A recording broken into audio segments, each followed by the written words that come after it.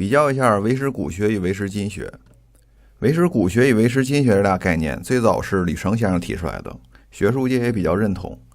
一般认为弥勒、无着、世亲、安慧、南陀这些人的思想是唯识古学，然后护法玄奘这一系的思想是唯识经学。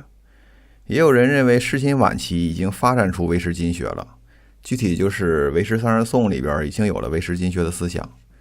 也有人说唯识三十颂里边就是唯识古学，唯识经学是从陈那开始的。唯识三十颂里边到底有没有唯识经学的思想呢？暂时没有定论，大家将来有兴趣可以研究一下。瑜伽行派的理论呢，可以分成三大块。最早的是唯识古学，然后在古学的基础上结合如来藏思想，发展出心性如来藏。最后是唯识经学。我画了一个图，这个图一共有6块。最左边的这俩是唯识经学，中间的是唯识古学，最右边的是如来藏。上面的带颜色的代表凡夫的心，颜色就代表杂染；下面的白色就代表佛的心，白色代表纯净无漏。咱们从左往右讲，先讲唯识经学，然后唯识古学，最后讲如来藏。咱们讲的顺序和实际发展的顺序是不一样的，这是因为大家有唯识经学的基础，所以我就从大家最熟悉的开始讲。唯识经学之前印度佛教史都讲过，简单复习一下。之前讲阿赖耶识是根本，阿赖耶识里有很多种子，然后阿赖耶识通过种子变生出前7识，然后8识变现出见相2分。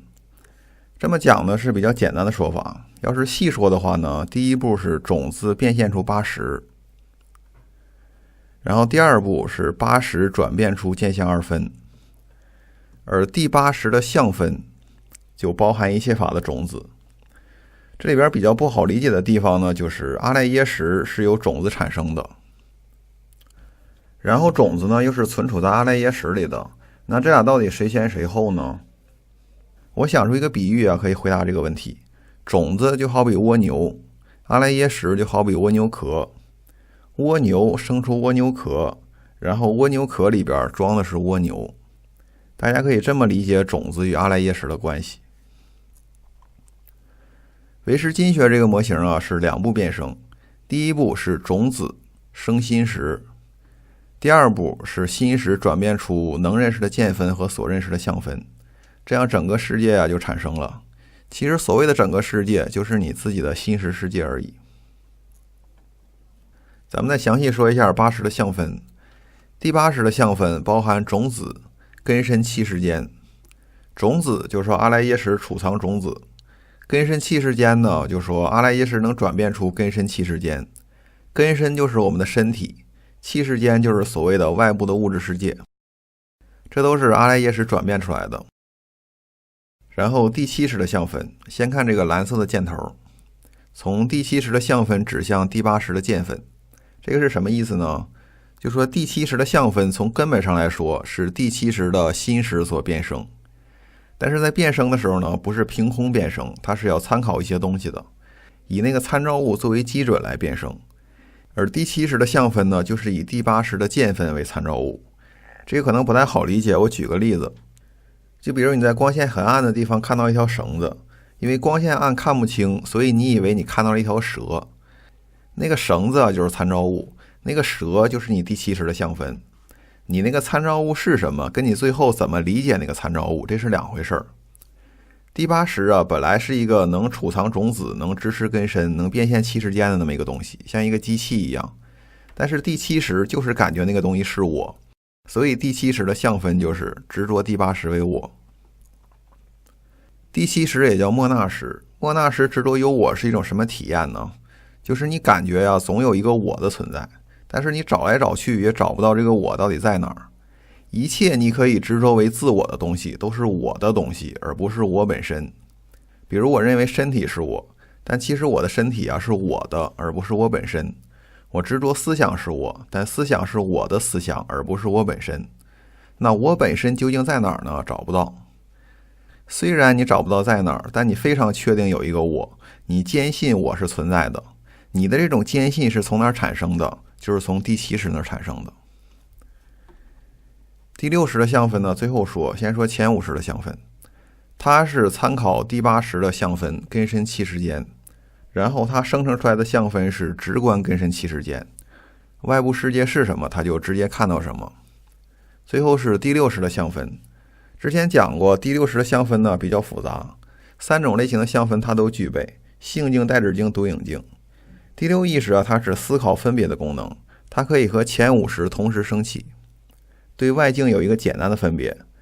此时的第6意识它参考的是第80的相分，然后产生的相分是性境。所谓性境就是外境什么样我就分别成什么样。第6意识也可以产生代指境类型的相分。所谓代指境，就是虽然参考外境进行分别，但又加入了自己的一些东西。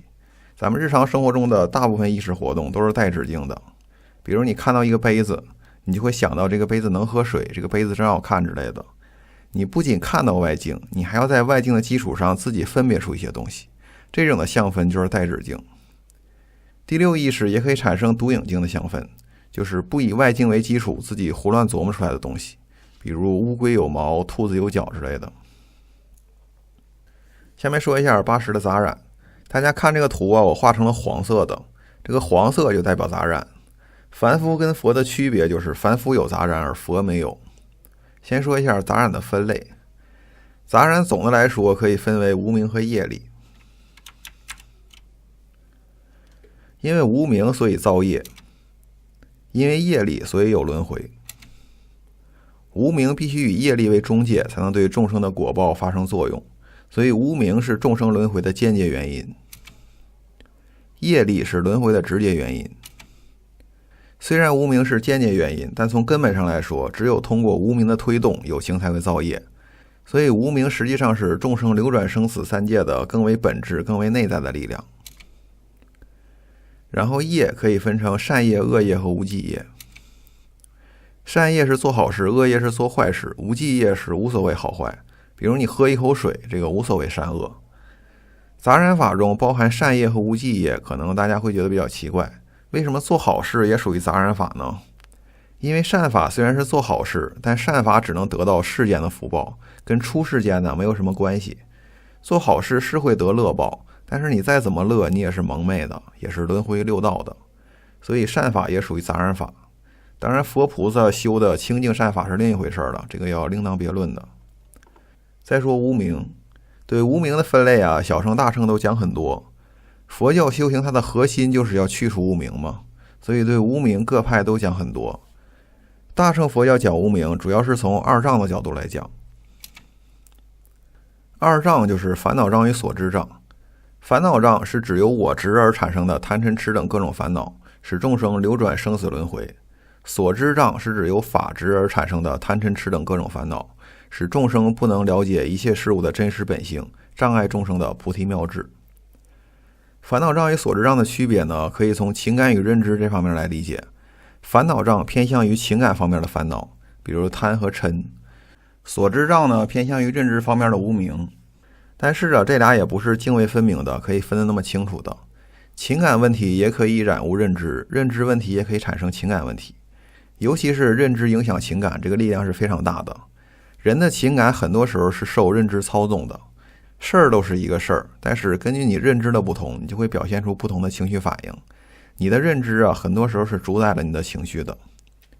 所以烦恼障和所知障这俩并不是分得那么清楚的，只是大概其一个偏向情感，一个偏向认知。烦恼障与所知障为什么会产生呢？它们的根源是二执，就是我执和法执。我执产生烦恼障，法执产生所知障。我执就是执着有我，执着有一个自我；法执就是执着有法，执着各种的外法都是实有，比如外部的物质世界、内心的各种思想活动，都认为是实有不虚的，这就是法执。这是一种错误的认识。咱们之前讲过，万法唯心呢，一切法都是由阿赖耶识中的种子产生的，并且阿赖耶识和种子也是缘起性空的，也不能执为实有。一切法都是幻有，都是如梦幻泡影，如露亦如电。如果你不懂得这个道理，那你就是法执。我法二执也叫虚妄分别析论。所谓虚妄分别析论，就是不正确的分别事理。本来无我认为有我，本来无法认为有法，把语言虚构出来的那个东西当真。这个之前讲中观派的时候都说过，虚妄分别析论是一切烦恼的根本嘛。这样杂染的一个分类情况就说完了。瑜伽行派讲杂染的时候，一般都是讲虚妄分别，或者是讲我法二执，或者讲烦恼障、所知障。至于业力这方面的杂染呢，提的不多，因为就像之前所说的，因为无明所以才有业力，无明是根本，所以讲无明就含摄了业力。先休息一下。如果大家想看我的全部视频，赞助你希望我讲的课程，投放广告，报名成为学员，可以去我的网站看一下。